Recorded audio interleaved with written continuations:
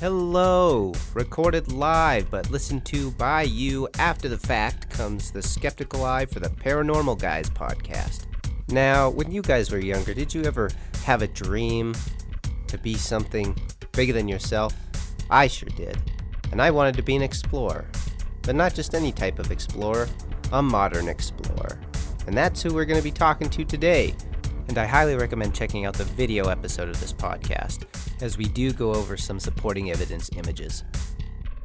All right. Hello, everybody. Welcome to the show.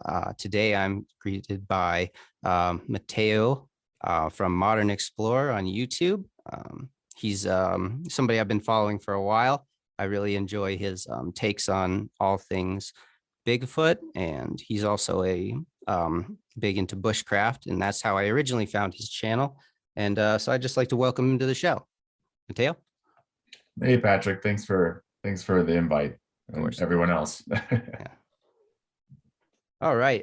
So I just wanted to kind of start it off that I found some of your videos doing bushcraft, and one of the things that stuck out to me was a few of your original videos. I think that now there's about 100 videos on your channel, so it's grown a bunch. But when I found it, I think there was only about 15 or 16, and most of them were you exploring the wilderness and finding interesting things that could point to a North American hominid. And you were putting out some theories, and a lot of your videos, actually one in particular, I should say, was a small video that was called "I Investigate a Strange Man-Made Wall Mound in Colorado Springs." And this one I found particularly intriguing because it showed that you were willing to go, you find something interesting, and instead of just jumping to conclusions and, claiming, maybe this is some sort of like ancient structure or whatever, you went back and you actually went to the Colorado Springs Library, I believe, or you went. Yeah, the Carnegie Library holds all the historical records for Colorado Springs here. Yeah. Mm-hmm. And so you were able to. I go there a lot. Yeah. Is that a local haunt? I mean, cross-referencing and getting to know the history is paramount in anything, whether it's like historical things that you find, or in this case, like historical encounters that may be in the area. Yeah. So when you started the channel, did you start the channel before or after you had that first experience with the North American hominid? So it happened after, but the original purpose of the channel was for bushcrafting. Mm-hmm. And the reason I like bushcrafting is so I can just stay up there for longer periods of time and explore. Because I really love like historical stuff. Like I love like ancient history. I love trying to find out like we have a lot of like these native legends of the Utes here. Yeah. And trying to find physical evidence to support that. And that's what kind of got me into just being able to live out there through bushcrafting. It wasn't, I'm not necessarily into primitive survival, even though I had those skill sets. I'm into just being able to stay there as long as I can, supply myself and explore. And that's kind of like my main motive for going out there. But of course, after the first like encounter where I really realized that the species existed, it was hard for me, one, to go out there and feel safe. I didn't travel at night anymore. And it was really distracting just because I was kind of like living in fear of this unknown element, this wild card out in the wilderness that I loved. Yeah. And so over time, I kept getting to the conclusion where I was like, well, I have to investigate this, one, for my own sanity, because it was just trying to ignore like this elephant in the room that was kind of terrifying at the time, right? Because imagine like running into some apex predator that's massive, that can clearly outclass you in anything, and you know nothing about it. You know nothing like how to avoid it, what to do when you run into it. Like you want to get really big and scary with a mountain lion or bear, right? To challenge it, scare you away. But you do that to like a primate or even like another person. That's like a challenge, right? Like we need to know. I need to know these things so I can feel safe in the environment, like to know like, well, if they do create manipulation on the environment, which most animals do, right? Like they do something to the, like, mountain lion will scratch a tree, same with the bear, to let you know, hey, I'm in the area. So that you can be like, okay, I'll respect that, I'm going to go around. But what about these species? Like, if we don't know what they do, then you don't want to run into one. Because my first one, like, I thought it was kids throwing pebbles at me, and I went right in there, Uh-huh. and they weren't happy. They got really defensive, bluff charge, everything moved, and Yeah. it was terrifying. Uh-huh. I mean, obviously, it took me a long time to face those fears, Yeah. but the original intent of the channel was to go bushcrafting, looking for like the history and historical Mhm. stuff. Of course.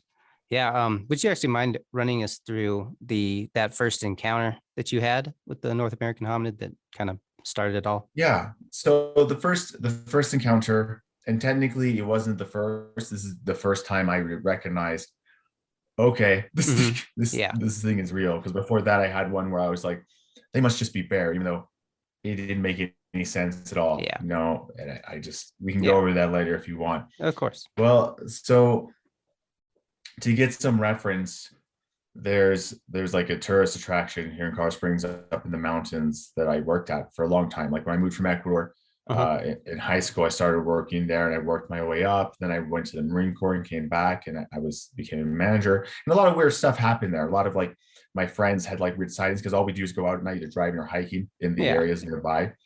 Um, and I just dismissed these creatures they were seeing, because Mhm. back then when you hear screams in the woods or you see weird things, it'd be like a demon. Like Yeah. that's what it would be associated with. It wouldn't be associated with something like Sasquatch in the what would it be, like the early 2000s. Mhm. And so when I came back from the Marine Corps, it was already 2010, and then I left to Ecuador to start a business for a year. And then when I came back, Uh-huh. I went and I got a management position at this place called Seven Falls, and Okay. but I would go to the same area after work, which there's like some picnic areas right along like this road to go up to it, and it'd be like maybe 11 o'clock, 10, 11, and I'd meet up with my girlfriend at the time, and there's Mhm. brush everywhere, Yeah. scrub oak, trees, and the crazy thing is we're not far from the city. The city's really nearby, Yeah. and so and this is one of the things that scared me, because I never expected to run into anything like this. Because in my mind, I used to entertain, like, if they did exist, they would be somewhere isolated, far away from humans, Yeah. because they'd be afraid of us and they would be Mhm. trying to avoid us. Even though, in retrospect, I realized, well, the mountain lion come right down the city, the Yeah. deer come right to the edge of the city, the bear. I even saw mountain lions in the same spot. But Mhm. at that time, I had worked a lot like on like my PTSD, and so I built a Yeah. lot of tools and like stuff to like just really find peace. I Mhm. wasn't on edge, always like looking behind me, like to Yeah. see if there Well, was an that enemy. especially, And yeah, like Bigfoot. what's that? Oh no, I was just like, yeah, especially, after seeing a Bigfoot or something, just Well, yeah. So, so this is before. This is oh, this, before yeah. like having any concrete, like, no, being like, oh, they Yeah. exist. Uh-huh. So, but this is important to understand. One of the baselines that Oh yeah. I think allow these interactions to occur is I was able to be in a very friendly place where I wasn't worried, right? So I wasn't normally, like before that, when I was dealing with a lot of PTSD, like I was just always, in a really aggressive, like posturing behavior, Mhm. always looking around, like I was Yeah. just um like trying to protect myself. But I had let that go, and I was Mm. really enjoying life, having a really good time. I didn't have like firearms like around the vehicles or in Yeah. my house the way I used to. I just had I did nothing. I didn't have to worry. Like, I let it go. It was really great. Mhm. And this is one of the baselines I think that allowed some of these interactions, is because I was in like a friendly place. And because of that, it didn't bother me to go in an area that, like, we didn't have the high ground. We didn't have like necessarily protection. It was just like these nice picnic tables next to a creek. And it was really nice area. And I did that probably like for 6 months, like Mhm. almost every single night. So Yeah. the next thing you have is repetition. You're doing the same Yeah. exact thing over and over again. And so you're kind of predictable, which Mhm. makes anything, whether it's your enemy or something else that's scared of you, feel safer to get closer.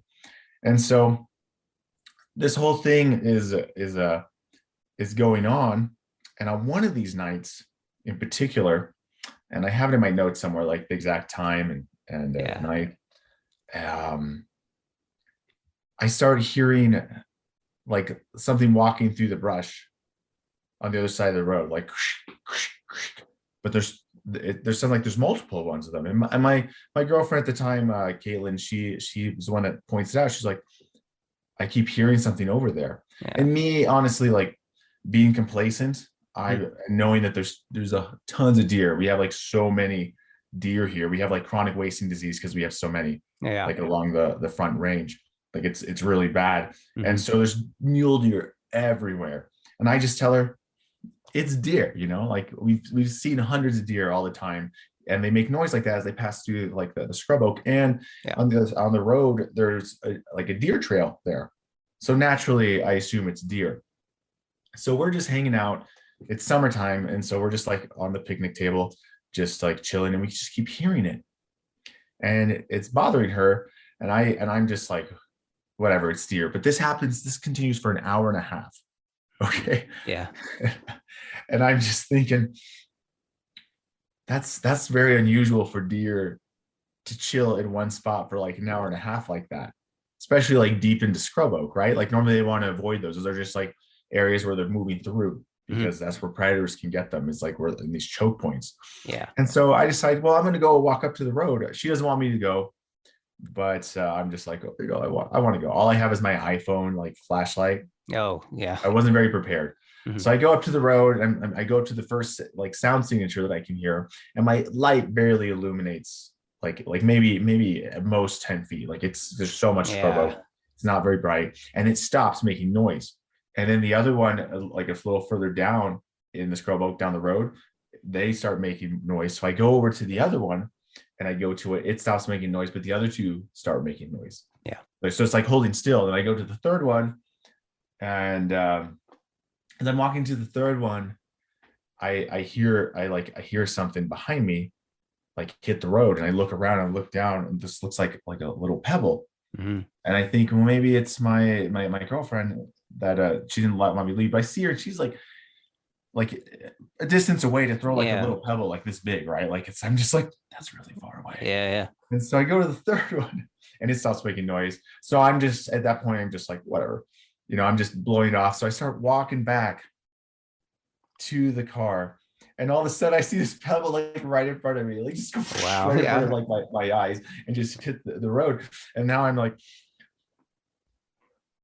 what kind of deer are these? You know, like, this can't be deer. And plus, it was already suspicious, like the deer were hanging an hour and a half, and all I could think at the time was like, well, it must be teens, it must be people. Yeah. And I'm like, that doesn't make any sense, you know, like people don't have the patience, and let alone three, to hang out subtly making noise to try to pull a prank for an hour and a half. But by this point, I can't think of anything. I can't think of anything else, right? Like nothing else comes to mind.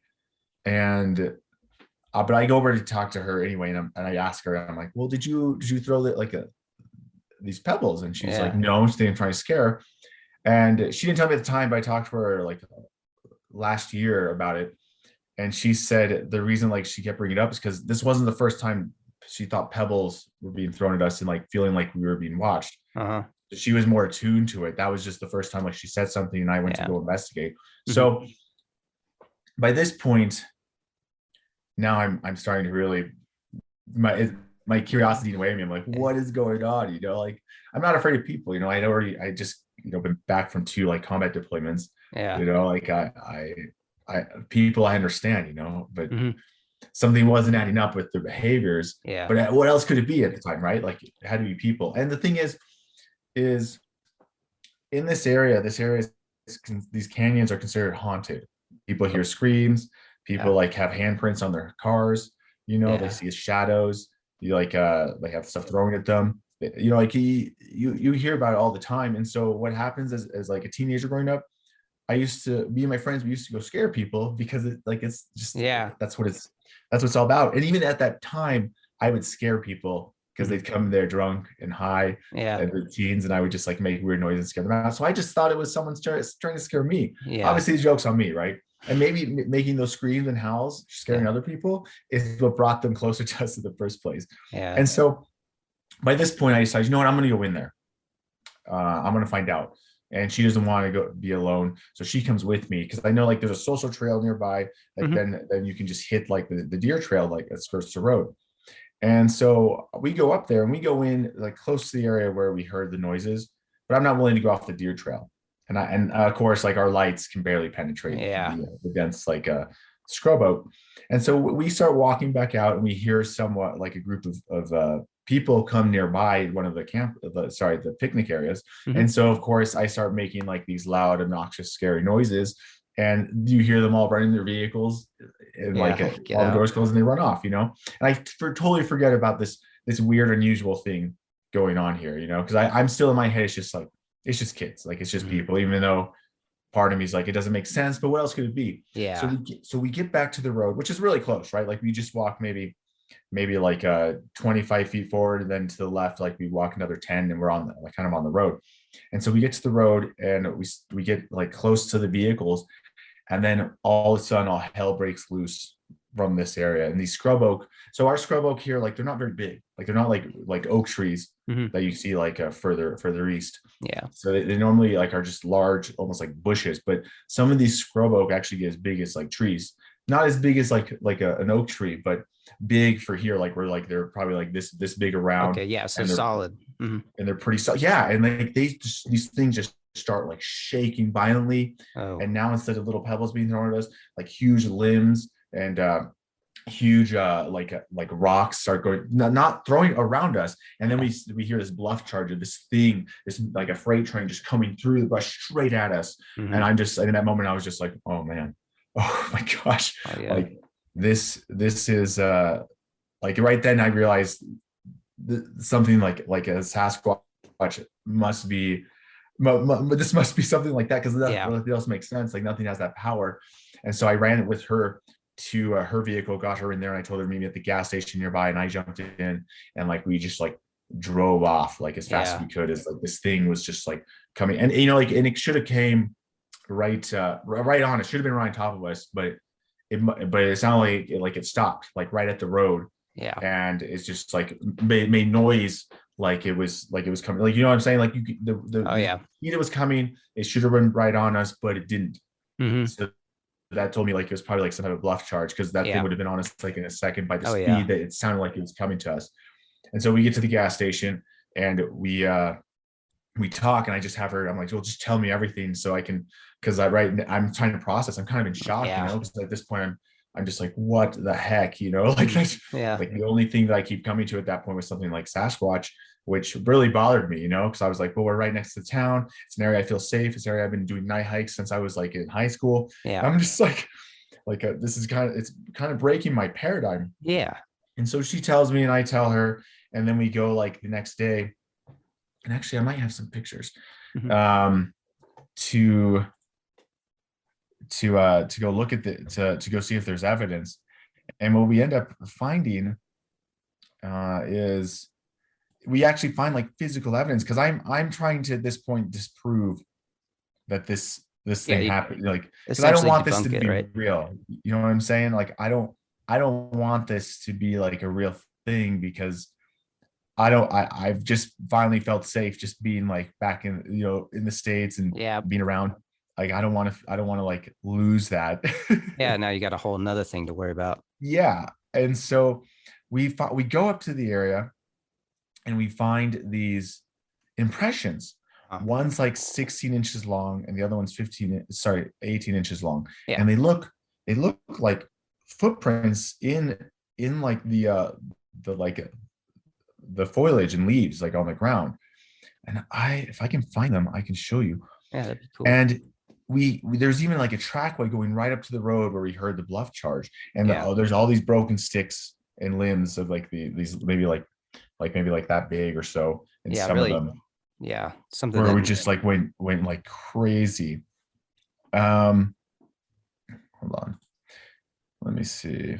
But yeah, and so it's really like freaking me out, because I don't know what to do at this point, right? Because Yeah. Yeah. I've been feeling safe up until this moment. And then the other things were that I jumped like in the leaves, the dried Oh, leaves, trying trying to to like, recreate this to see like maybe like, well, maybe someone like messed with us to make these impressions. And me jumping, I didn't have the weight to leave an impression. Like I'd leave an impression like very, it wasn't that noticeable, but then the yeah. leaves would go back up, like, and they're Hmm. dry leaves, like, and so, but they would still like kind of retain their form, and so you could barely see like my impression compared to Yeah. these. Hmm. And so then after that, a bunch of other weird stuff that like my friends had seen Yeah. over the years, other weird like deer animal kills that I had like come across. And then all of a sudden I was just like, well, maybe the hauntings have like some merit to them. And that was like the first like time I realized these hominids exist, and they're way closer than it gives me comfort. And that like kind of put me on a course for many years where I was afraid to go at night into the forest. Hmm. And when I would go for long times into the forest, I would go armed Hmm. because I didn't So want to. yeah. And then so when did you first start making your treks back out there? Like finally knowing that this was out there and that you were, you know, So a couple years later, I decided like I wanted to test my survival skills, uh-huh. because I kind of like I really what I did is I kind of just pushed it down and tried to suppress it, even though it was always in the back of my mind. And you could tell because of the way like I was armed and always looking around like for these things, because I Hmm. just knew they existed. And like in the military, the scariest thing is like an enemy you don't know, like a Yeah. wild card. You don't know the capabilities, you don't know anything about them. Yeah. And so that's like what really like freaked me out. But I went up anyway, and I found a camping spot on top of Pikes Peak at 10,000 feet. And I lived up there for maybe 5 months during winter, Yeah. testing my survival skills. And oh, I found it. Nice. And I think there should be a basically, screen share option if you want. yeah, I'll do that in a moment. Basically, like I would like literally pee around my camp, and I would build out like a fort almost Yeah. to feel safe up there. I mean, most of my Mhm. time was spent just hunting and gathering firewood. I mean, Yeah. it's winter, Yeah. just That's like in like, a semi-primitive shelter. All yeah. right, let's see. And then Okay, it's letting you this should share, work. correct? Lovely. There Yeah, we you should be go. able to see it. Can you Oh, see nice. it? Yeah. Yeah. So that right there, that's So space. basically, like these were like some of the impressions being left in, and there were like two clear like sets of tracks, Yeah. or impressions, I guess you could say. Here's another one. Like that's I think this one was like the maybe it's 18 inches Yeah. Yeah. or Let's see from so, like, like up there between the two. And these were track ways through this brush, okay? yeah. And like they were leading to like one of them led to the road where the bluff charge was going on. Yeah. And so obviously like this is supporting evidence for Hmm. anecdotal like Yeah. experience, Experience. right? And so basically this like look how big this impression is compared to my foot. Oh, yeah. Right there. Yeah, And like and then it's hard to see here, but there's actually like these same huge impressions leading all the way up to the road yeah. right over here. Yeah. I can see that. And then, yeah, it looks like, I don't know. It kind of almost looks like something you'd, kind of press through the Yeah. bushes there. Oh, and it broke. And so you see this tree right here, it's just been like bent over. Hmm. So like it broke through all of like these this whole area as it went over. They're trying to make noise. Yeah. And then there's areas like where Oh. where we saw like the pathway going through. Hmm. And I remember I saw this stick, but from this side, looking at it, it looked like it was fine. I was like, what, did they go like on their belly or something, or did they Yeah. go like all fours? And then I grabbed it, and they had snapped it back to go walk through here. Uh-huh. Wow. And it was really, really interesting. So here's like one that's more obvious, like just like that something was pushing through here. So now I can't, obviously, like to you from your viewpoint, Mhm. I can't say like it's not clear enough to be like, yeah, this is clearly like a footprint. But for Yeah. me, for my like personal experience, having the supporting evidence Yeah. that supported like the actual like encounter and experience was really helpful as far as realizing, okay, something did happen. I'm not crazy. It was all Yeah. hell broke loose. And now I Right. have to deal with the consequences of living kind of like in fear. Yeah. That is interesting. I appreciate the photos too. That's like, yeah.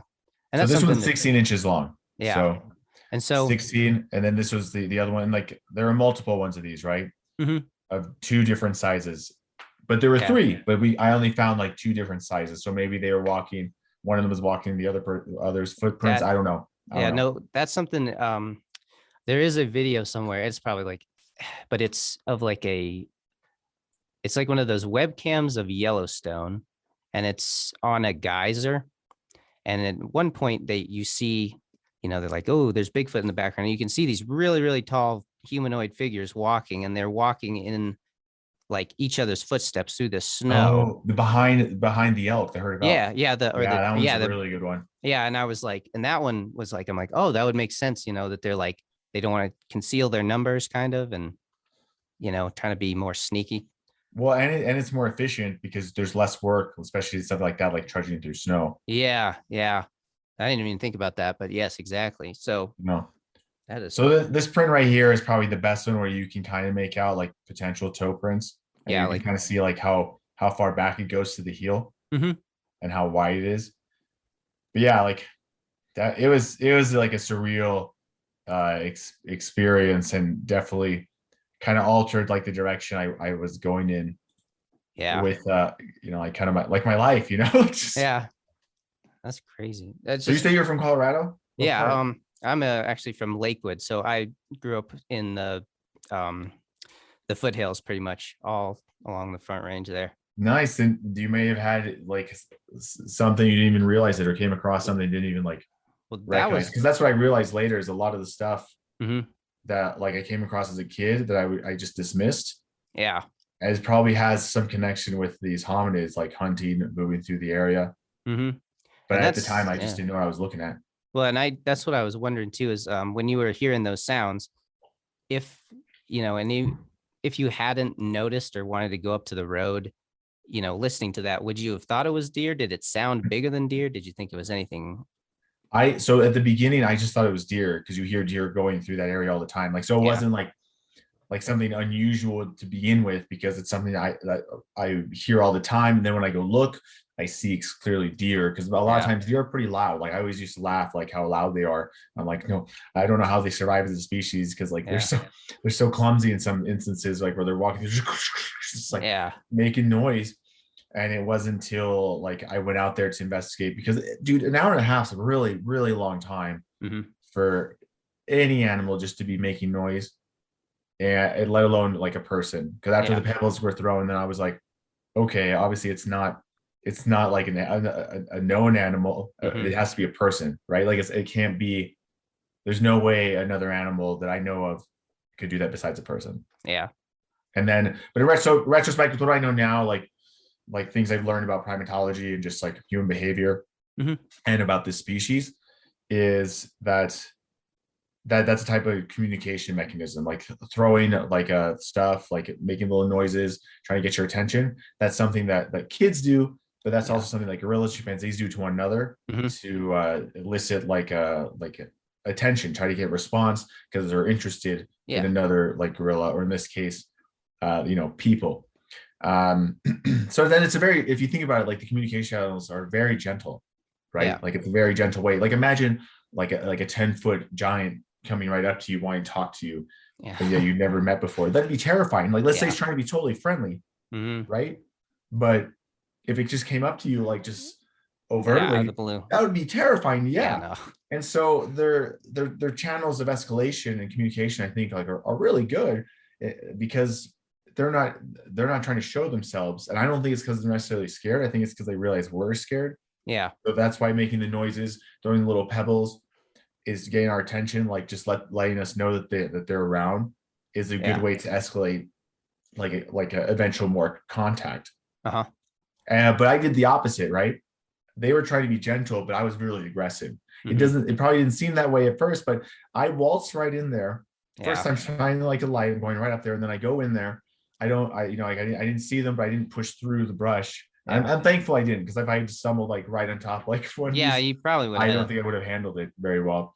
And then what I do is I make a ton of aggressive noise, because I already outflanked them, right? I went kind of behind where they were at, mhm, and then I started making a bunch of noise because those like kids came and I was like trying to scare them out. So from their point of view, I've already like gone in there, outflanked them, the egress route, because the only way they have to go is like towards the road and must cover concealment. And now I'm making a bunch of like aggressive noise. And so they waited till the time I got out to tell me to get like just to book it to get out. Like I wasn't welcome anymore. And they were really clear in that, right? Like it's just like all hell breaking loose. And we got out, you know, and so that's it took me a couple of years to figure that out, but it was nice recognizing, you know, like that they just weren't like these monsters. They were just I put them on the defensive because I was the monster in that moment. Yeah. And that's interesting because I was going to ask a question here. Just if you found them, you know, through your experience and through like maybe, I guess, interviews or things that you've done, if you thought that they were just inherently more curious or inherently like actually a threat to humans. I think it's going to be relative to their experiences and their location.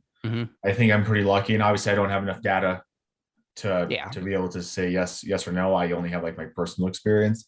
And I think what occurred in this particular area is because I was working there throughout high school, and then like, you know, like for throughout like the next like over a decade, you know, off and on. And I was up there all the time at night walking through the brush off trail. I think, and this is just like my hypothesis, is that I was building rapport with them. Like they were watching me, they were following me like when I was younger. And so by the time that they felt comfortable with me, you know, like a decade or more later, that's the first time I was finding out that they existed. So it was a pretty like terrifying encounter for me. But I think in this area, because in the area it's at, there's, before you even get to national forest, there's probably like a few thousand acres that are just like pristine wilderness. One's private, the other one's owned by the city. That like there hasn't been any hunting allowed for over like 100 years. Oh wow, and stuff like that. So I think, and there's been a lot of like people up there. Mainly, you know, like just teenagers. So I think that this group particularly has just built an understanding of the area. Because in some areas, like further south along the Arkansas River, there's a lot of accounts of them throwing like fist-sized rocks into the water or by people. And I personally think, I don't think that's aggressive. I think that's like they're doing, like they're trying to just get your attention. But imagine if you're so big that like fist-sized rock's really tiny for you. And they probably don't have enough experience. And this is just, again, I'm just making assumptions. You know, like, and I think that's just like friendly behavior, versus over where I'm at, they've had more experience, this group, over generations, and they realize, okay, a small pebble is suffice, because if I grow something that's really small for me, like a fist-sized rock, that's going to freak them out, you know. So I think it's something they've built up, and they don't have very much fear of people in that area. But I wouldn't put that past, if you're in an area where like maybe there's a lot of hunters, or where there's been bad experience. And they could be potentially super dangerous. I don't think they're aggressive, but they could be the most dangerous like apex predator out there. Well, and I tend to agree with that, just based on, I see them more as, I guess I would think probably like chimpanzees, kind of the opportune killer. Like with the case of, I guess, Dennis Martin. I don't know if you know that story at all. Maybe. He was a child who went missing in the Smokies, and there's some anecdotal evidence where he was playing and he disappeared and his father couldn't find him. And then a separate account about a couple miles away, another family was hiking, and they saw like a hairy man with something over his shoulder running through the woods.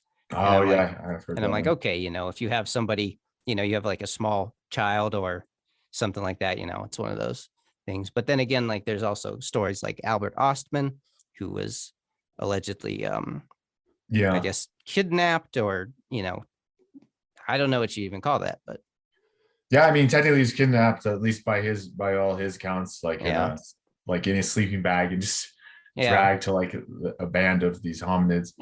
Which is interesting. I don't know, it's just having all these different experiences, or I guess type of tales, you kind of like, it does seem like it'd be more of a curiosity than like a danger. I think they're definitely very curious, and they're highly intelligent. Like Yeah. They may even possess like their own language, which would explain a lot of things, Uh-huh. or at least a proto language, The right? How they're able to vocalizations. adapt because they're able to like give explicit information from one generation to the next. I don't know that for sure. There's some like evidence Yeah. that may or may not be from the same hominids we're speaking of, you know, but if they do have this, then that would make them super adaptable. But that would also, you know, make them like a type of people, maybe not like in a homogeneous, which I don't personally think they are, but I think they're in like a convergent evolutionary tree, you know, and because and I think like but yeah, like but I personally think, you know, like as far as when it comes down to types of human rights,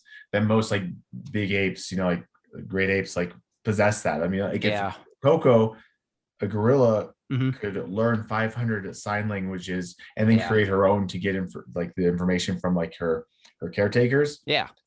Then what are you missing? Like she can communicate what she wants, you know, like right? Yeah, like what's where do we draw that line at like those human rights and where they stand that kind of and thing? that was actually another question I had, that if, you know, say the North American hominid or something to that effect becomes like known scientifically, would you put in or would you elect to have like legislation put in to like protect them? Because I think that, you know, that would open up a lot of people to be like, oh, they're out there, like let's trophy hunt or something crazy, or you'd have a lot of you'd have bad. to. I think you'd have to, you know, like, and it's hard. It's a hard one to do because you can't get legislation to you like prove that they, you know, like, or at least get like someone with authority to admit that and validate that they exist.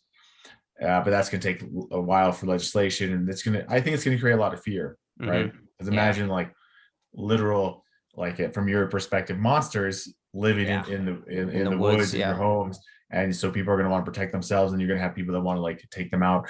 And honestly, these things are powerful, super intelligent, as smart as you and I are in their own way for their own environment and adaptability, and they have foresight, you know, like there's evidence that shows like that they understand revenge. Like they'll wait until the right opportunity. They won't just react right then in the moment.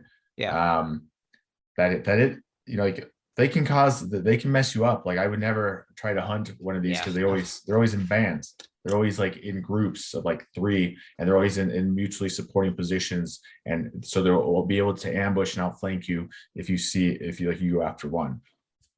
So no, I completely agree with that, and just makes a lot of sense too, that because I think, as I said before, you were the first person who kind of made me, I don't know why, because beforehand I was just like, I was always interested and I always kind of believed, but it was like, oh, it's just this weird one-off monster that lives in the woods kind of thing. It wasn't ever like, I was like, oh, it could be like a, you know, a descendant of Australopithecus or some type of, you know, North American ape of some kind that we just don't know about. So kind of off that topic, one of the videos that I really also enjoyed were your videos about speaking to their intelligence. That sorry, 1 second, forgive me. No worries. My notes out here. But the series of videos that you did about our Sasquatch spying on us, which showed a lot of like where you found evidence that you thought might have been blinds, and I believe your friend Glenn Norberg also had some when you guys were on the Arkansas River, found some like really interesting like formations in the trees over there. So with the way I determine and come to like the assessment that maybe this is used as a blind isn't just like the manipulation of the vegetation, right? Which in some cases, like it's really hard to just accept that maybe in a 1 in a million chance, like maybe a bear did, you know? But 2, it's the strategic and tactical locations where they're out. Either like, and it's mainly the ones I found so far are mainly like looking into areas where you can see people. And the manipulation, basically like the trees have been you know, like either broken down to create like a hide. And I found this multiple times over and over again. And a lot of the times this happens before spring and the leaves come in. And so there's that's kind of like cuts out the possibility of other animals. Like a bear going there to try to get food, right? Oh Because there's yeah, no leaves, yeah. no fruit. Hmm. And that was even like a scene along the Arkansas River. And I didn't even think to look down there because like it goes through like a high desert, right? So Yeah, I yeah. didn't think like there was any reason to. But Glenn, he contacted me. He like started asking people questions, and he's like he could be a journalist. Like he just goes and asks and gets his all these encounters down there. Yeah. We started getting like encounters, a lot of them down by the Arkansas with fishermen and hunters. So we decided to Hmm. go look down there, and we found some similar like manipulation environment, except these Russian olives have something's broken them down, up, down, like Yeah. all over It's the place. multiple You know, like breaks, right? Like it would, multiple breaks, but like they're yeah. going like this, like weaving in and out, like in the breaks, and they're a lot, and they're all on like the south side, sorry, the north side of the Arkansas, Hmm. which is the side that the like you're not supposed to be on because the train tracks there. Uh-huh. And it's hard to get to because the south side is the one like where there's The roads and you can go recreational and hunting everything. and all that stuff. And so finding these, and there's like a ton of them, and so but we went to look because in the area where one of these two guys were turkey hunting got thrown like these big boulders and one saw like a Yeah. big hairy arm.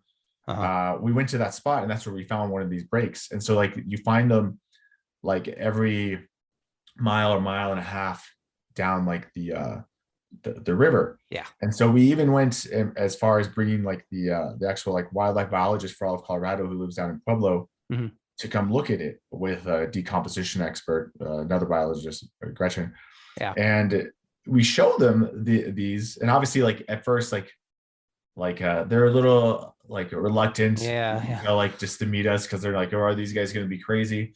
Because there are a lot of people that have like you know, because they're kind Yeah. of delusional, you know, like they don't have like they don't even try to Yeah.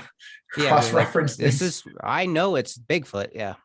Yeah, you know, even though or it's a lean-to and they say it's like Sasquatch structure. But Hmm. anyway, so they actually give us access. They come officially, like not they come like actually in their uniform in the truck, which I was surprised. You know, I thought they'd come like, you know, Yeah. off the record. And they give us access to the Walker Ranch to get over there, which I guess is where they're also rehabilitating the Blackfoot ferret population. Okay. And so we go there to the river and we show them, and they're like taken back. They're like, well, what do you think this is? And I'm like, I don't know, because this happens during spring. This is when like they were found during spring. And I was like, there's no reason for a bear to come and like break in. They're very intricate. Like it doesn't make any sense to me. Like any animal would do this during spring. So my Yeah. hypothesis is that the reason they were broken like this and broken so that they like from anyone looking from the other side of the river as a blind, a makeshift blind. You're like, you don't have to, you just have to break enough that it just like kind of breaks your silhouette up. And of course, if you're wearing if you have a bunch of hair, it's kind of like a ghillie suit. Uh-huh. And that's kind of the same thing I was seeing up here where I am with the interactions I was having with the group here. And so they were like, yeah, like it doesn't make any sense. Like they could not explain why this was happening. Yeah. And they were willing, which was really exciting. So they were willing to speculate Yeah. that if it was Sasquatch, like why it might be doing it and what other things Yeah. might Yeah. be going on, which is really a good place to Yeah. get It's a from. step. Oh step yeah, in from that being direction. like, are these guys crazy to Yeah. okay, yeah, you might have something here that we can't explain. And Hmm. that's good enough for me for now, you know, until we can get more evidence to support the hypothesis. Yeah. Yeah. And speaking, so you guys, I noticed later on, you actually started collecting like interviews and encounters, and I was going to ask if you guys had any interviews or encounters that you've gone out on or, you know, talked to people about that you were like, I don't know, that you walked away skeptical from, where you're like, I don't know about that. Well, there have been some because so we, especially Glenn, because he'll go out and like he'll just ask people, you know, Yeah. like, Yeah. and I love it. You know, I love it. Like that gets a lot of hits. But we do come across other cryptids, you know, which I'm not against, Uh-huh. but it's hard enough just focusing on one. Yeah. Yeah. But we've expanded. We've allowed like these interviews, and I think in some of them, like I think they definitely saw something, but I think some of the stuff's embellished. But I could be wrong. You know, like someone witnessed like something like a dog man along the Arkansas, Mhm. and they said they were going like 70 to 80 miles and it could keep up with them. Yeah. And it's on a dirt road. A possibility, sure, but I feel like Yeah. that's like really Maybe. fast. But I could be wrong. I could be wrong. It's again, it's like kind of like pushing and like my own like paradigm and my own Yeah. like worldview Mhm. of what's like explainable, what's not. Yeah. But I've had to accept like maybe these other cryptids do exist because I've also sat like down with or heard a lot of people that have seen something like Dogman that have nothing to lose. They seem very sound, like they're Yeah. very intelligent, and it really makes me have to question. I was like, it sounds like they saw like something that looked like a Dogman, but for me, I'm just like I'm not ready. I can barely handle like what Yeah. The one that one thing.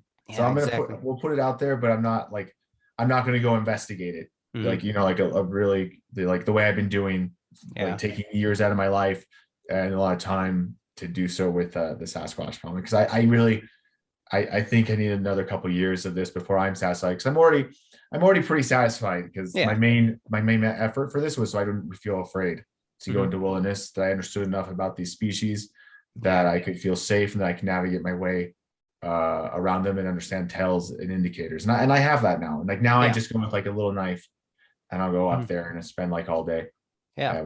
without fear anymore. So I got what I really wanted out of this. Well, hey, and that's great, honestly. Just yeah. All right. Well, in that case, I just got a couple more questions for you. But have Yeah, you absolutely. ever been in a situation where if you didn't have your bushcraft, you would have been toasted? You're like, you know, Um, or maybe like a precarious situation that you're like, man, I'm sure glad I remembered this. I've definitely, yeah, I guess I've definitely been in situations where I'm glad I had it because now instead of like when things go bad I'm worried, like I'm like, oh no, I'm not going to survive. It's the mentality of, oh, it's going to be a really inconvenient night, which I want, because before it used to be really scary, if something were to happen or if I hurt myself, like I'd be like, oh man, I'm going to die, like, all right, I'm gonna like, I don't think I'm going to survive. That was the thought process. But now, like when I get hurt or something happens in the wilderness, where I'm just like, oh, I might have to spend the night here. I'm just like, what, you know, like it's gonna be really inconvenient. So I bring all the stuff with me, which I've been able to make really light, to be able to survive the night, even if it's super uncomfortable. And the big part of that's just being able to make a fire and be able to get like, you know, like water and have something to build some makeshift structure. Okay. I mean, it's gonna suck, right? You're gonna have to accept that it's gonna suck. But I'm trying to think if there's a time, because there's definitely been times where like I started hurting and I had to slow down, but I just kept like pushing through. That's one of the things I think that's been helpful with the Marine Corps. Sometimes it has drawbacks, but like just like that willpower, just to keep going, despite like the pain and misery.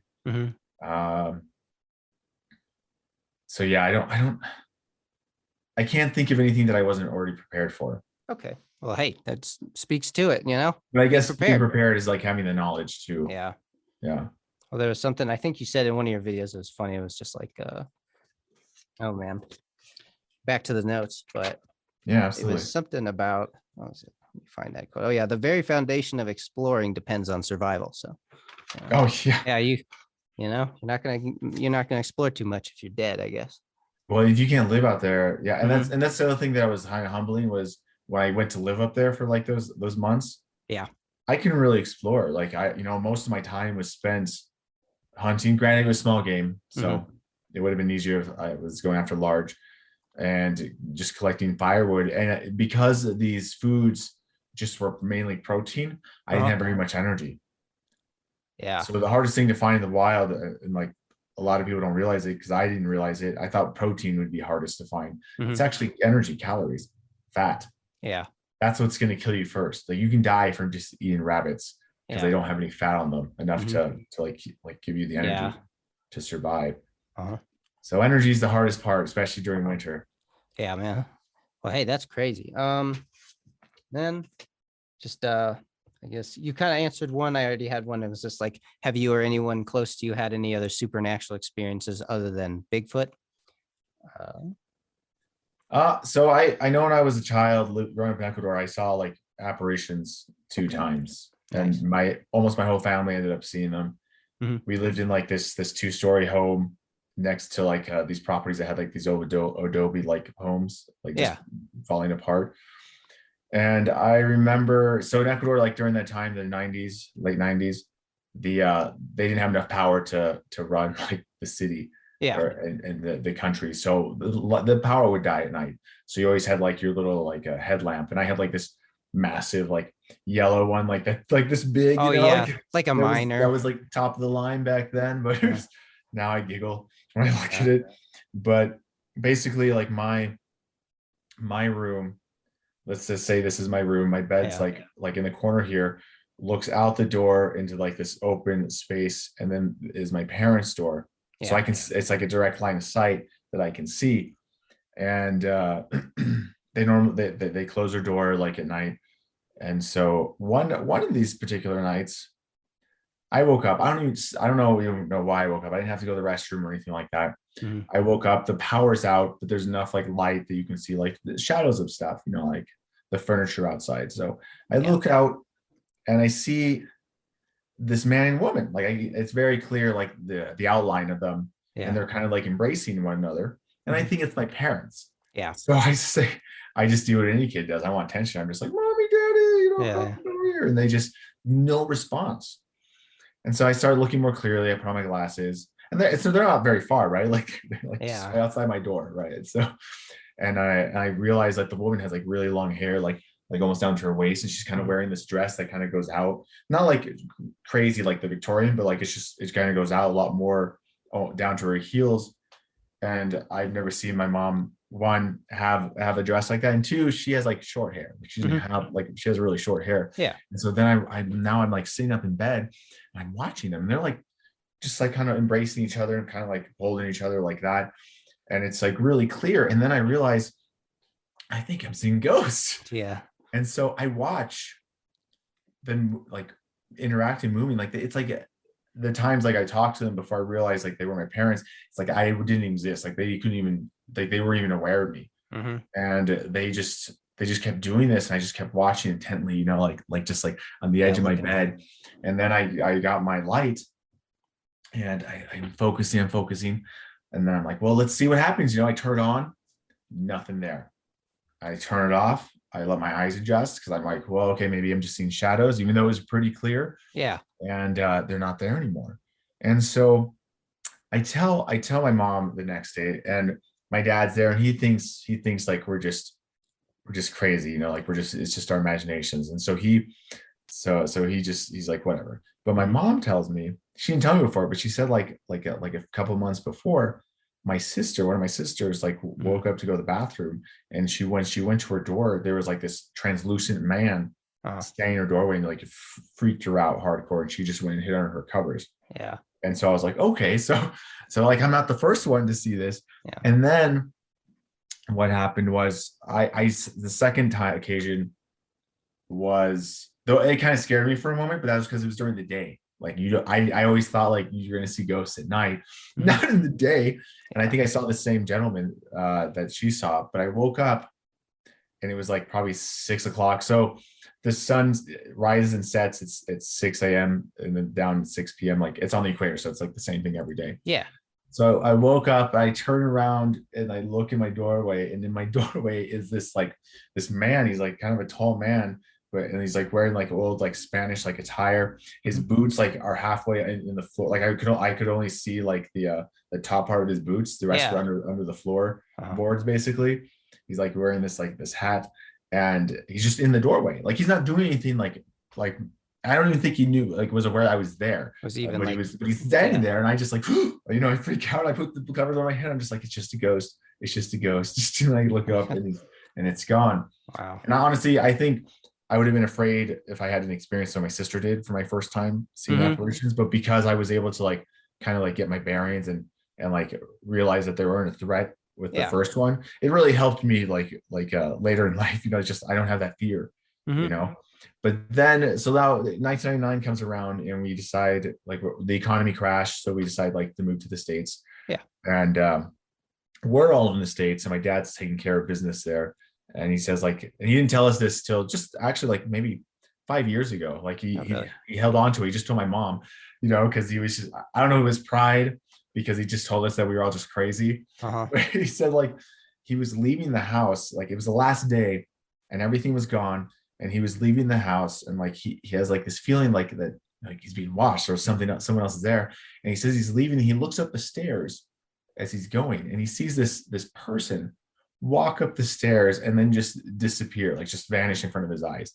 And so Yeah. he was like, okay, like he finally admitted, it took him like decades to admit it, but he admitted, like, yeah, okay, you guys weren't crazy. Wow. That is intense, man. And it's just like, so yeah, the world of paranormal is crazy. It's just so fascinating to me.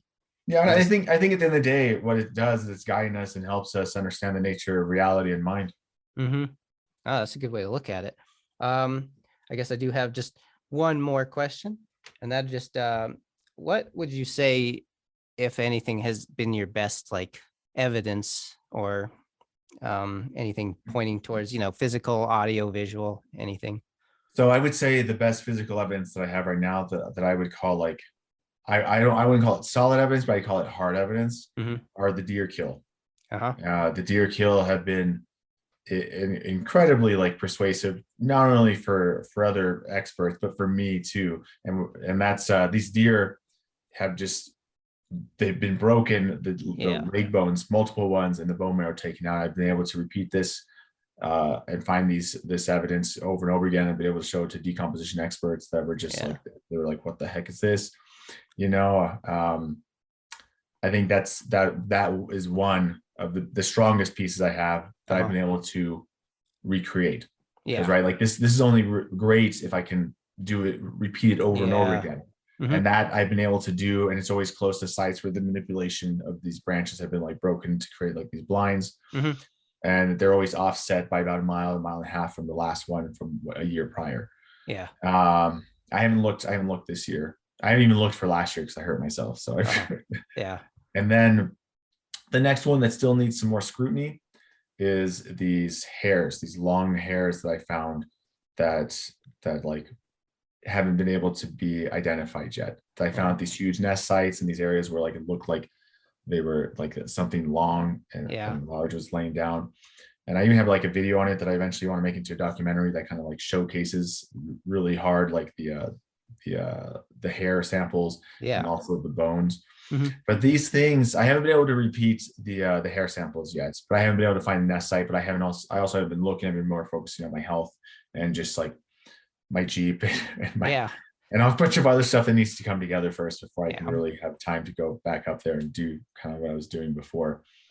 But those two like have been the most intriguing as far as like, like hard evidence go.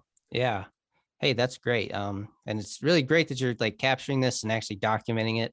And I find you to be a very solid guy. I don't know, like. Well, thanks, Patrick. I appreciate it. But yeah, I really appreciate you coming on. Everybody go check out Modern Explorer. Hope you get, everything back up and running and ready to go.